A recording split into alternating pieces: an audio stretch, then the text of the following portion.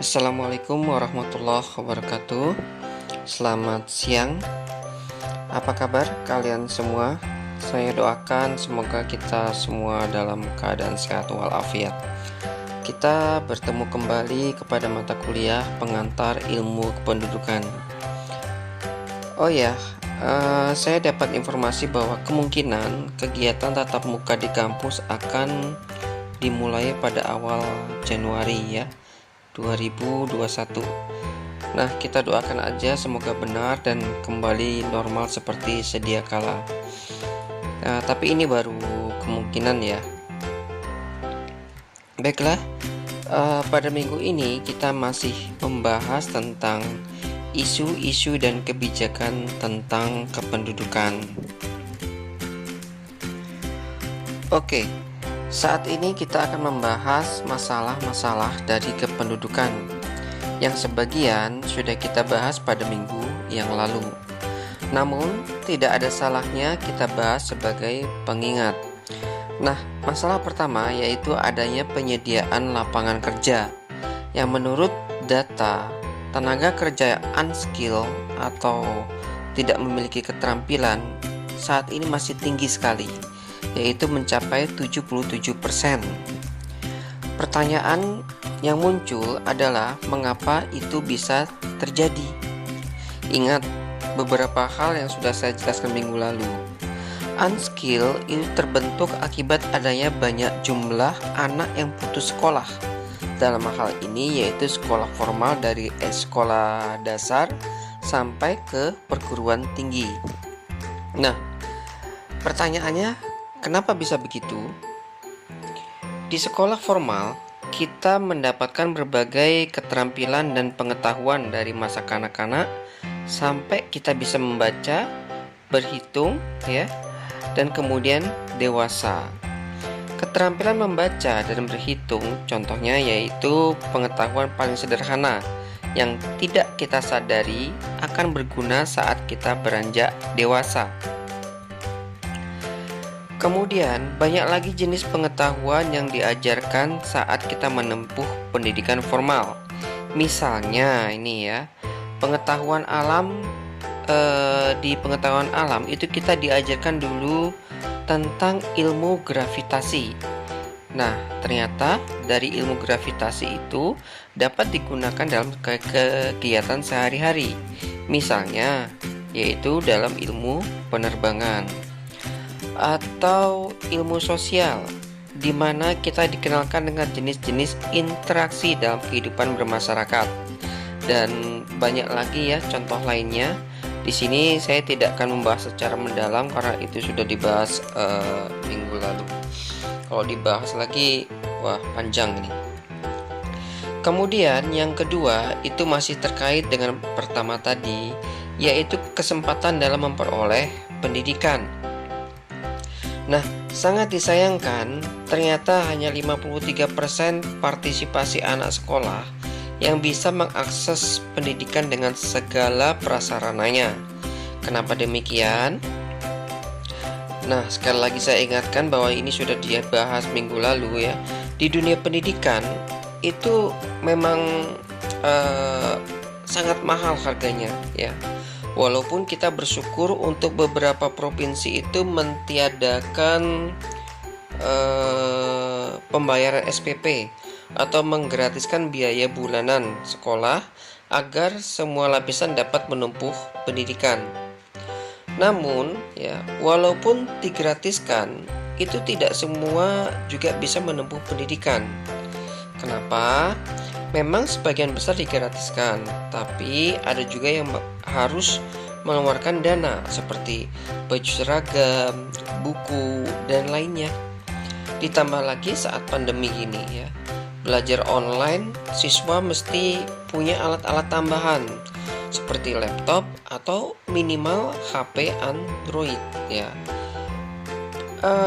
Banyak itu berita-berita di TV bagaimana siswa-siswa kerepotan menempuh pendidikan karena nggak punya laptop atau komputer Nah, permasalahan ketiga adalah kesehatan. Kesehatan merupakan kebutuhan dasar manusia untuk dapat hidup layak dan produktif. Sebagai sebuah negara dengan jumlah penduduk kurang lebih dari 240 juta jiwa, negara kita menghadapi berbagai permasalahan yang tidak kunjung teratasi dan menjadi beban yang harus dituntaskan. Salah satunya adalah masalah kesehatan. Dengan mayoritas penduduk kalangan menengah ke bawah, masalah kesehatan menjadi masalah yang susah dituntaskan. Salah satu akar dari masalah kesehatan adalah ketimpangan pelayanan kesehatan, terutama yang terkait dengan biaya kesehatan. Nah, biaya kesehatan ini ada yang tinggi, ada yang murah atau yang rendah. Di situ mempersulit masyarakat untuk melakukan akses ke pelayanan kesehatan. Untuk mengatasi masalah tersebut, pemerintah telah mencanangkan dan menerapkan asuransi kesehatan sebagai wujud dari amanat Undang-Undang Nomor 40 Tahun 2004 tentang Sistem Jaminan Nasional. Selain pemerintah, pihak swasta juga turut andil dalam mengatasi masalah kesehatan ini dengan cara yang sama, yaitu mendirikan perusahaan-perusahaan yang bergerak di bidang asuransi kesehatan untuk mewujudkan Indonesia yang lebih baik, Indonesia sehat, ya. Itu semua mereka turut berpartisipasi di bidang asuransi kesehatan. Nah, dengan adanya asuransi kesehatan ini, masyarakat diharapkan ikut berpartisipasi aktif dalam mengatasi masalah kesehatan di negara kita dengan mendaftarkan diri sebagai peserta asuransi kesehatan. Di negara-negara maju, kesehatan masyarakat itu sangat diperhatikan karena kesadaran bahwa kesehatan masyarakatnya akan berdampak positif kepada perekonomian negara. Nah, sekarang kelihatan sekali ya bagaimana ketika kita dilanda suatu pandemi ya, yang di sana menyebabkan wabah secara massal hampir di seluruh dunia ya, negara-negara yang ada di dunia itu perekonomian negara yang mengalami yang namanya krisis ya. Nah, tingkat kesehatan yang tinggi akan meningkatkan produktivitas dan kinerja masyarakatnya.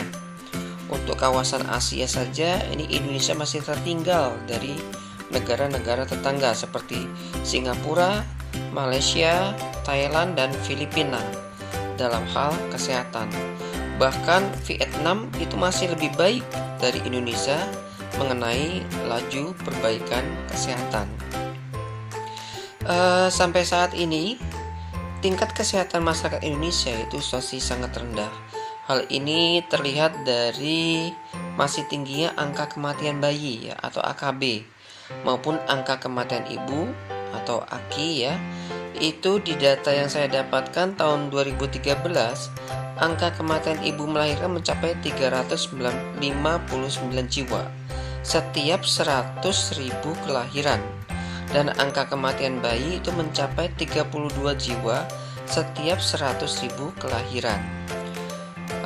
Meskipun demikian, sejak pemerintah menerapkan program asuransi kesehatan, itu mulai kelihatan penurunan angka kematian dari tahun ke tahun.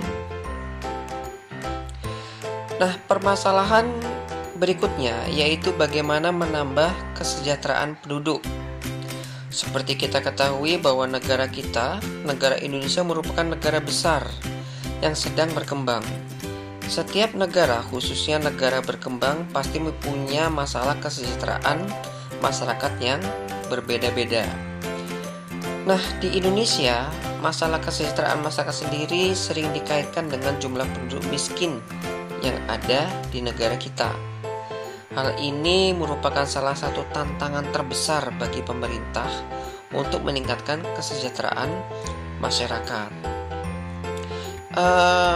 Dari data yang saya lihat, menurut Bappenas ya, arti kemiskinan adalah situasi serba kekurangan karena keadaan yang tidak dapat dihindari oleh seseorang dengan kekuatan yang dimilikinya atau sumber daya yang dimilikinya.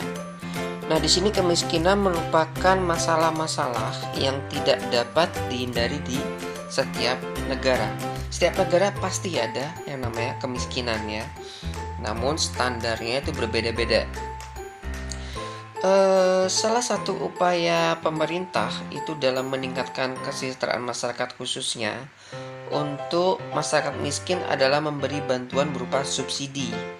Nah, subsidi merupakan bantuan keuangan itu yang dibayarkan kepada sektor-sektor ekonomi. Subsidi ini diberikan untuk memudahkan masyarakat dalam memenuhi berbagai kebutuhan hidupnya. Seperti yang sekarang banyak ditayangkan, ada BLT, ada subsidi prakerja, ada subsidi apalagi itu ya, yang penduduk di pendapatannya di bawah 5 juta. Ada juga subsidi UMKM dan lain-lain. Selain subsidi-subsidi yang saya sebutkan di atas, ada juga subsidi di sektor perumahan ya. Banyak perumahan-perumahan yang murah ya. Kenapa bisa jadi murah? Itu karena disubsidi oleh pemerintah. Subsidi di sektor perumahan ini itu dilakukan dengan harapan masyarakat yang tidak punya rumah yang layak itu dapat mendapat tempat yang tepat, yang layak, sehingga tidak mempengaruhi sistem tata kota yang ada di daerah tersebut. Nah, sistem jika masyarakat miskin itu punya tempat yang tepat, maka tidak ada lagi kawasan kumuh ya yang terdapat di tengah-tengah kota, sehingga membuat kota tersebut terlihat rapi, bersih, dan nyaman. Kemudian bantuan lain yang diprogramkan oleh pemerintah itu bukan saja di sektor pangan, perumahan, namun juga di sektor pendidikan dan kesehatan. Nah, kalau pendidikan dan kesehatan itu merupakan salah satu faktor yang paling penting ya dalam kehidupan manusia. Pendidikan juga sangat penting untuk meningkatkan kualitas seseorang atau sumber daya manusia, sehingga pribadi tersebut dapat meningkatkan taraf hidupnya. Begitu pula dengan kesehatan ya. Kesehatan sangat penting karena di dalam tubuh itu sehat, maka banyak hal-hal yang dapat dilakukan dalam individu orang tersebut ya, sehingga dapat membuat kualitas hidup menjadi sangat baik, seperti menambah ilmu, bekerja, dan lain-lain. Dari hal tersebut ya, pemerintah membuat beberapa program untuk meningkatkan kualitas hidup seseorang dengan mengurangi angka kemiskinan. Contoh, ada program Indonesia Pintar, yaitu pemberian bantuan tunai pendidikan kepada anak usia sekolah berkisar antara umur 6 sampai 21 tahun yang berasal dari keluarga miskin, rentan miskin ya, dengan syarat seperti pemilik kartu keluarga sejahtera ya, peserta program keluarga harapan, yatim piatu, penyandang disabilitas, korban bencana alam, dan lain-lain. Bantuan ini juga diserahkan kepada penerima dengan melalui kartu Indonesia Pintar. Nah, khusus beasiswa-beasiswa dengan terkait dengan pendidikan itu beruntung bagi kalian yang punya KTP kelahiran Kalimantan Timur ya. Nah, ini kita tiap tahun itu ada namanya beasiswa, kalau dulu namanya Kaltim Cemerlang ya, itu dikeluarkan tiap tahun dari Provinsi Kalimantan Timur. Nah, itu kalian rugi kalau nggak ngurus ya. Kemudian selain program Indonesia Pintar, pemerintah juga punya program Indonesia Sehat. Dalam program Indonesia Sehat itu ada kartu yang disebut dengan KIS atau Kartu Indonesia Sehat. Nah, KIS ini merupakan kartu yang punya fungsi untuk jaminan kesehatan kepada masyarakat untuk mendapatkan pelayanan kesehatan secara gratis. Selanjutnya adalah dalam upaya-upaya mencari solusi dari masalah strategis ya, terbentuk pola berbagai tantangan, yaitu ada yang namanya tantangan sosial, kemudian tantangan ekologi, dan tantangan ekonomi. yang akan kita bahas satu persatu di sini. Oke, tantangan sosial diantaranya yaitu yang pertama, ini dilihat bagaimana pemerintah dapat mengendalikan kelahiran, ya. Salah satu usaha pemerintah untuk menekankan tingkat pertumbuhan penduduk di Indonesia yaitu ada yang namanya program keluarga berencana. Ini saya yakin kalian pernah dengar ya.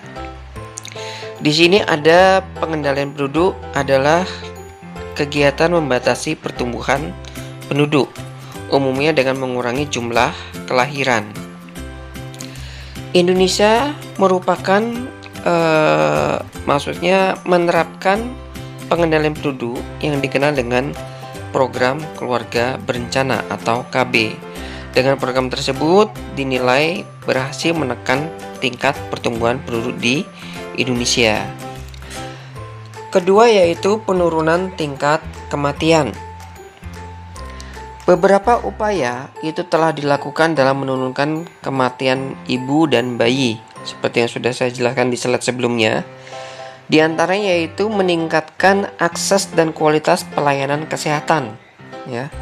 Hal ini terlihat dari proporsi persalinan di fasilitas kesehatan itu dari data yang saya dapat 66,7%, ya. Tahun 2013 itu meningkat menjadi 79,3% pada tahun 2018. Namun, masih perlu upaya keras untuk menurunkan angka kematian agar tidak terjadi kematian yang sama pada masa-masa yang akan datang.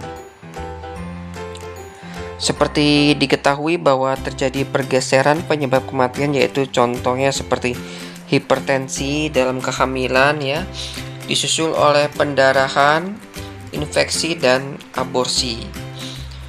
Nah, di sini data membuktikan bahwa permasalahan di masyarakat itu turut menjadi faktor sulitnya penurunan angka kematian ibu.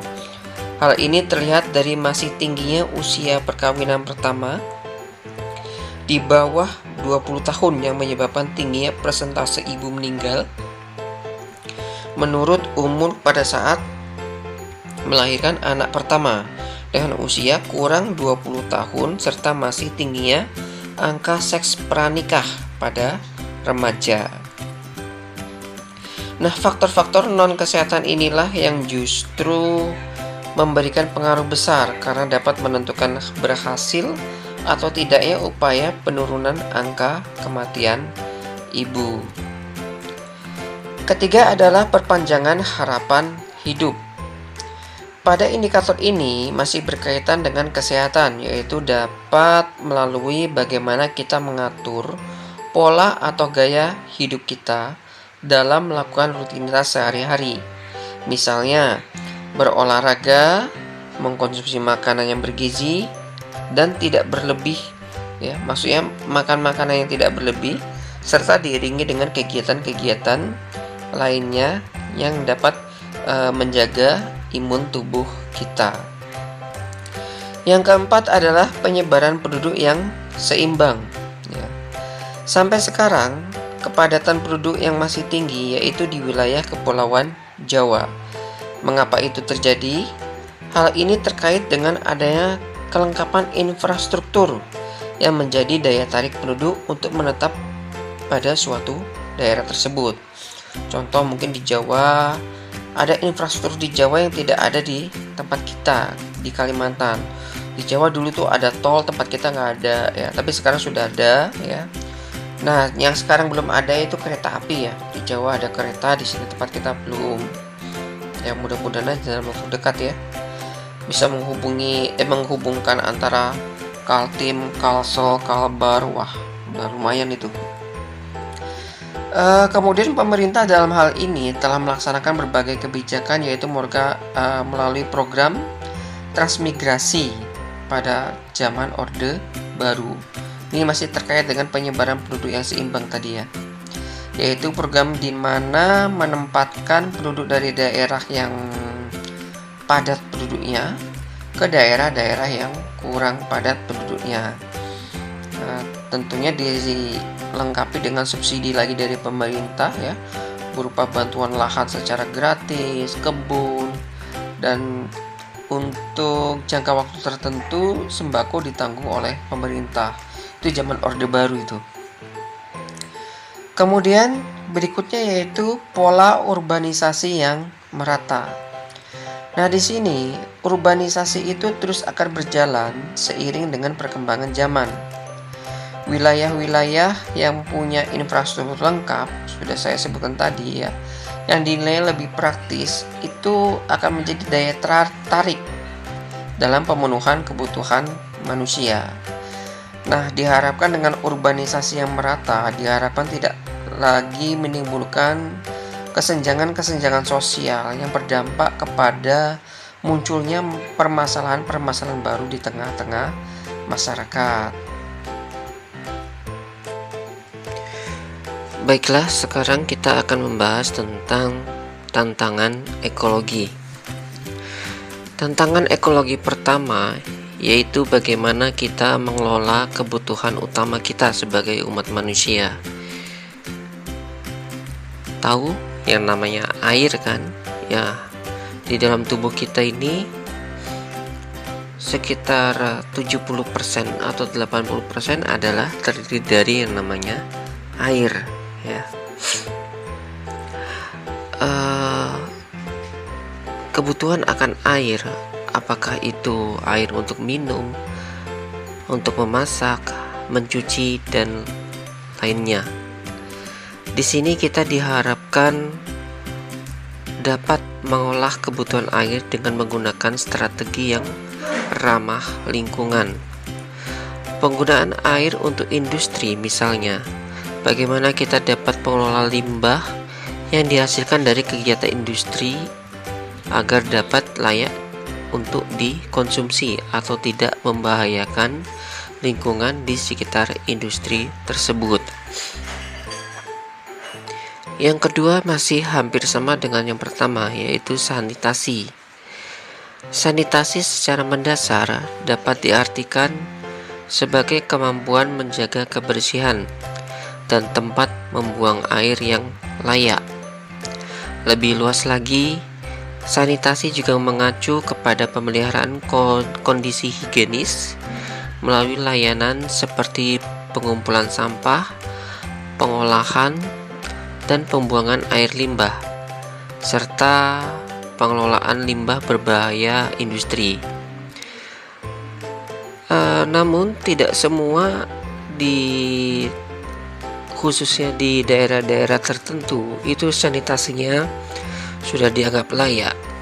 Masih terdapat beberapa sanitasi yang buruk. Contoh, masih banyak ya warga yang membuang air sembarangan ya.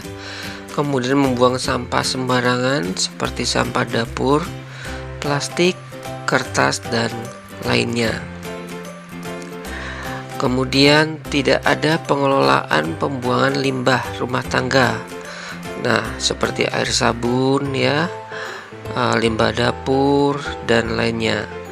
Padahal limbah dari rumah tangga yang dihasilkan per orang itu sangat-sangat banyak, apalagi dalam hitungan tiap hari ya.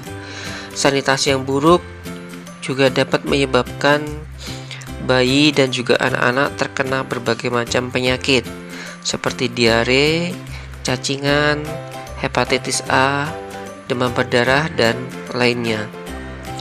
Kesadaran akan sanitasi yang masih rendah dalam masyarakat itu dapat memicu terjadinya pencemaran lingkungan, penurunan kualitas kesehatan, hingga penyebaran penyakit menular. Oleh karena itu, sanitasi harus dimulai dari perubahan perilaku dari kita sendiri. Nah, hal ini tercermin kalau kita ada datang banjir ya, maka nggak heran dalam beberapa waktu ada aja penyakit yang muncul. Berikutnya yaitu kegiatan pertanian. Yang perlu kita ingat ya, bahwa hampir semua kebutuhan kita itu diambil dari yang namanya kegiatan pertanian. Kegiatan pertanian meliputi tani, ternak, dan perikanan. Coba kalian amati yang kalian kenakan ya, seperti baju, apa bahan dasarnya ya. Coba kalian googling dulu dah. Nah, itu semua sebagian besar berasal dari hasil tanaman atau hewan.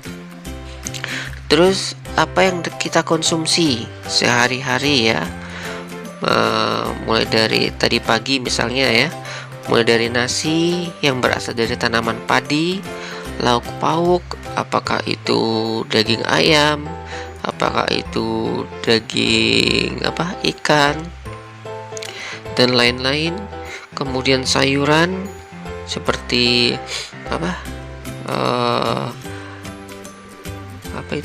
sayur-sayuran, sayur kol, wortel, dan lain-lain ya. Itu semua dari hasil tani.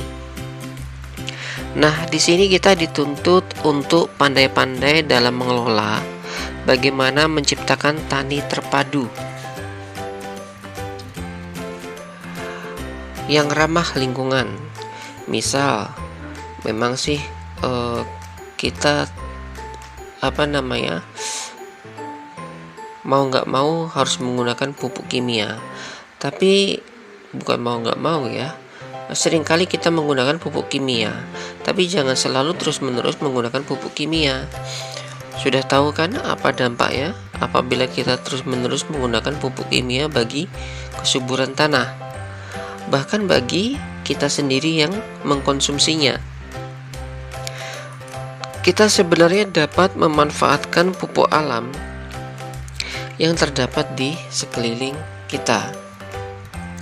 Apalagi dalam suatu hamparan terdapat yang tadi yang namanya pertanian terpadu. Ada tani, ada ternak, dan ada tambak. Misal untuk kesuburan tanah, kita dapat menggunakan kotoran hewan, dan sebaliknya dari kegiatan tani kita dapat memenuhi makanan ternak tanpa membeli. Keempat yaitu kegiatan industri. Nah, di sini 75% kegiatan industri adalah penyebab dari kerusakan lingkungan yang diakibatkan misal seperti polusi udara, limbah cair, dan lainnya. Namun, seiring perkembangan zaman, kini telah terdapat berbagai industri yang ramah lingkungan, yaitu dengan mengelola limbah yang hasilnya menjadi produk-produk yang punya manfaat. Kelima yaitu kegiatan pertambangan. Nah, ini juga salah satu penyebab dari kerusakan lingkungan, khususnya daerah-daerah seperti tempat kita. Saya yakin kalian sudah mengalami, khususnya bagi kalian yang tinggal di dekat dengan kegiatan-kegiatan tambang. Misal hujan yang sangat dengan intensitas deras dalam kurun waktu setengah jam aja. Nah, itu tiba-tiba datang namanya banjir, atau jalanan rusak ya, hutan gundul, dan lain sebagainya. Kegiatan tambang memang sangat diperlukan bagi pemenuhan kebutuhan manusia. Namun dalam pengelolaannya diharapkan dapat berbagai usaha untuk mengembalikan lingkungan yang rusak kembali ke seperti lingkungan sedia kala atau pertama kali sebelum ditambang. Terakhir yaitu energi. Selama ini kita menggunakan energi seperti listrik ya, itu berasal dari mesin, di mana mesin tersebut mengkonsumsi bahan bakar solar ya, atau bahan bakar lainnya. Di sini juga ada listrik yang menggunakan batu bara yang merupakan hasil dari tambang, atau kendaraan-kendaraan yang masih menggunakan BBM seperti bensin ya. Nah, kini dengan kemajuan teknologi sudah ada pembangkit-pembangkit listrik dengan menggunakan tenaga udara ya, seperti di daerah luar Belanda ya. itu menggunakan kincir air yang berukuran besar ya. Nah, itu bisa menyalurkan energi listrik sebanyak berapa kilowatt gitu ya. Kemudian tenaga air ya. Nah, tenaga air seperti di negara mana itu yang bendungannya super besar ya. Bahkan di atas bendungan tersebut bisa dilalui oleh kendaraan. Dan kemudian tenaga surya. Nah, tenaga surya ini sudah sebagian di beberapa daerah di negara kita sudah mengadopsi teknologi tenaga surya atau tenaga matahari. Nah, untuk tantangan ekologi ini biasanya saya bahas secara detail itu bagi mahasiswa yang mengambil mata kuliah ekologi manusia. Berikutnya yaitu tantangan ekonomi. Sudah saya jelaskan tadi bahwa saat ini semua negara sedang menghadapi tantangan krisis ekonomi sebagai akibat dari adanya wabah COVID-19. Untuk negara-negara yang sedang berkembang, tantangan ekonomi normalnya ya pada umumnya terdiri dari hal sebagai berikut. Yang pertama yaitu tingkat pengangguran sangat tinggi. Tingkat pengangguran itu bisa menggambarkan keadaan ekonomi suatu negara. Keadaan ekonomi yang apakah itu keadaan ekonomi yang cukup sehat atau sakit. Dalam hal ini, rendahnya angka pengangguran itu menunjukkan sehatnya kondisi ekonomi sebuah negara. Sebaliknya, tingginya angka pengangguran itu menggambarkan sakitnya keadaan ekonomi di negara tersebut. Karenanya, berbagai upaya untuk mengurangi angka pengangguran sejatinya memiliki dampak besar pada pertumbuhan ekonomi, di mana turunnya angka pengangguran itu sama dengan semakin baiknya tingkat kesejahteraan masyarakat. Itu titik tolak ukurnya atau indikatornya ya. Secara teoritis, pengangguran dapat terjadi karena adanya ketidakseimbangan antara permintaan tenaga kerja dan lapangan kerja yang tersedia. Hal ini terutama disebabkan oleh pertumbuhan angka tenaga kerja jauh lebih cepat ketimbang pertumbuhan angka permintaan terhadap tenaga kerja atau lapangan pekerjaan. Sebaliknya, jika terjadi keseimbangan antara jumlah tenaga kerja dan jumlah lapangan kerja, pengangguran akan menjadi zero atau hilang. Bahkan, jika jumlah lapangan kerja jauh lebih banyak dari ketersediaan tenaga kerja, nilai tenaga kerja akan semakin naik. Apalagi di negara kita jumlah penduduknya bisa dibilang sangat banyak. Lantas, bagaimana angka pengangguran di Indonesia? Data BPS itu menunjukkan bahwa sebetulnya angka pengangguran di Indonesia terus menurun sejak akhir 2005 hingga akhir 2019. Pada akhir 2005, angka pengangguran di Indonesia berada pada angka 11% atau lebih. Nah, di akhir 2007, angkanya turun menjadi di bawah 9%. Setelah sempat menyentuh angka 7% di awal 2011. Angka pengangguran naik sedikit menjadi 7,5% di akhir tahun. Setelah itu, angka pengangguran terus menurun hingga hampir menyentuh angka 5% di akhir 2019. Itu berarti bahwa jumlah total angkatan kerja yang ada di negara kita pada 2019 sebanyak 197,92 juta orang. Nah, terdapat sekitar 7 juta orang pengangguran. Itu menurut data ya.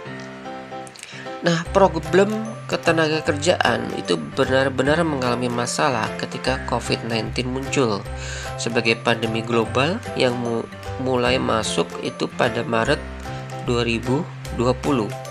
Akibat wabah tersebut, pertumbuhan ekonomi global mengalami perlambatan yang cukup signifikan, di mana di negara kita sendiri juga mengalami secara langsung efek akibatnya. Pertumbuhan ekonomi yang melambat dan terjadinya ketidakpastian ekonomi telah menyebabkan beberapa perusahaan memutuskan melakukan pemutusan kerja atau PHK terhadap karyawan-karyawan mereka.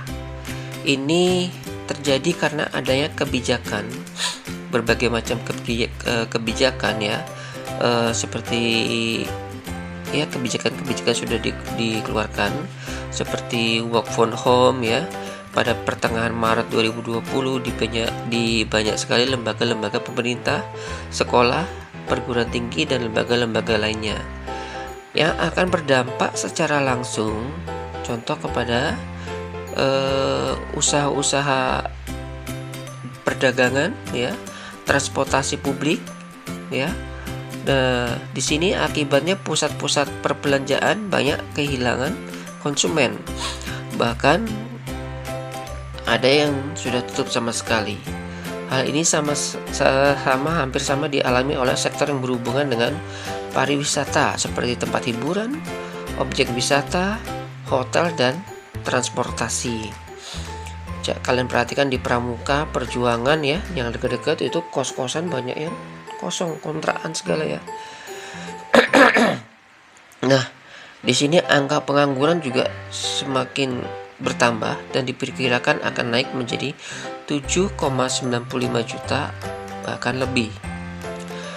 Nah, jumlah pengangguran sebanyak itu tentu saja akan menjadi PR ya yang besar bagi perekonomian kita. Sebab upaya untuk meningkatkan kesejahteraan itu bisa betul-betul tercapai apabila angka pengangguran itu bisa ditekan sedikit mungkin. Bahkan jika bisa, angka pengangguran sejatinya dibuat menjadi 0%. Di sini tentu saja hanya mungkin bisa dilakukan jika dibuat berbagai kebijakan yang dapat meningkatkan jumlah lapangan kerja yang dapat menyerap pengangguran sebanyak mungkin. Tapi bukan dengan cara mengambil tenaga kerja dari asing. Justru itu menyebabkan angka pengangguran semakin banyak, pengangguran yang sifatnya lokal. Nah, pengangguran di atas misalnya ada stimulus untuk menciptakan lapangan kerja. Itu bisa dilakukan dengan meningkatkan jumlah investasi atau modal, dengan kualitas sumber daya manusia dan perbaikan infrastruktur, serta melalui dorongan bagi kemunculan usaha mikro, kecil dan menengah atau UMKM, serta penguatan terhadap UMKM yang sudah ada.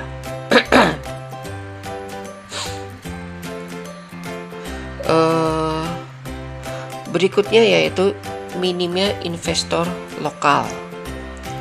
Investor lokal yaitu individu yang punya kemampuan untuk menciptakan lapangan pekerjaan melalui kegiatan-kegiatan industri maupun besar. Maksudnya kegiatan-kegiatan industri kecil maupun besar yang berasal dari daerah-daerah setempat. Misal nih ya, contohnya bidang pasar modal ya. Pasar modal di situ presentasi investor lokal di dalam pasar modal masih minim ya, yang dari negara sendiri atau Indonesia.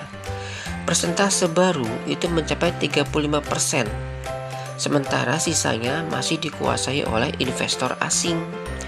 Di Bursa Efek Indonesia mencatat jumlah investor lokal individual itu baru mencapai 174.000 orang pada Januari 2015, atau di bawah 1% dari jumlah penduduk Indonesia yang mencapai sekitar 240 juta jiwa. Nah, kondisi ini sebenarnya sangat ironis karena yang diperdagangkan dalam pasar modal Indonesia adalah perusahaan-perusahaan lokal. Namun, yang memperoleh porsi keuntungan terbesar itu adalah investor-investor asing dengan modal yang sangat besar. Salah satu penyebab minimnya jumlah investor perseorangan ini adalah kurangnya pengetahuan teknis bagaimana tentang pasar modal, dan ini juga dialami sektor-sektor lainnya. Nah, diharapkan dengan adanya pertumbuhan pada investor lokal itu dapat mewujudkan kesejahteraan produk.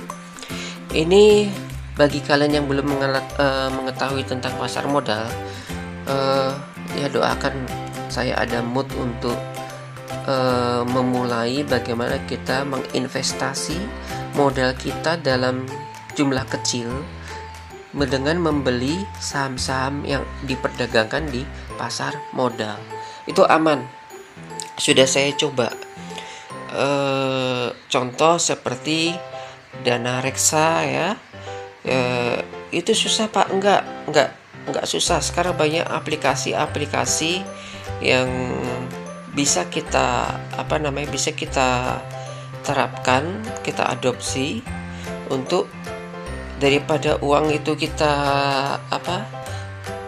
ibarat kita depositkan ya, yang dapatnya nggak seberapa, itu lebih baik kita tanamkan ke pasar modal, semacam trading. Tapi ini bukan trading ya, kalau trading agak-agak mungkin ada yang susah, ada yang gampang. Tapi ini kita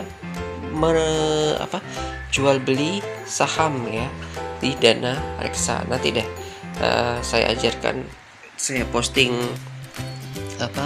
khusus tentang tutorialnya. Makanya nanti bagi yang belum subscribe, kalian subscribe aja channel ini. Kalau sudah subscribe, itu akan muncul video-video terbaru khususnya tutorial bagaimana kita